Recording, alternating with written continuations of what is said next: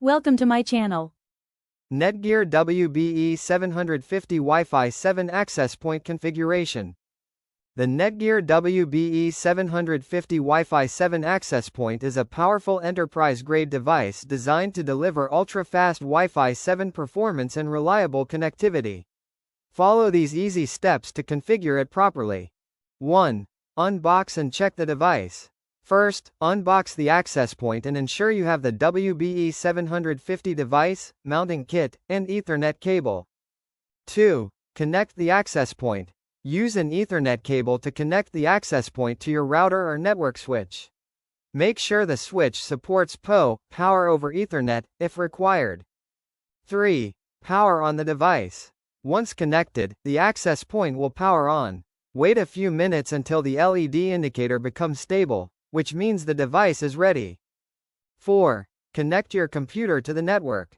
Connect your laptop or PC to the same network where the access point is installed. 5. Open a web browser. Launch any browser such as Chrome, Edge, or Firefox on your device. 6. Enter the default login address. In the browser address bar, type the default management address provided by Netgear, usually mentioned on the device label, and press enter. 7. Log in to the admin panel. Enter the default admin username and password printed on the access point label or documentation. 8. Configure Wi-Fi settings. Inside the dashboard, set up your Wi-Fi network name, SSID, password, and security settings. 9. Adjust advanced network options. You can configure additional features like band settings, channel selection, VLAN, and performance options depending on your network needs. 10. Save and apply the configuration. Click Save or Apply to store your settings.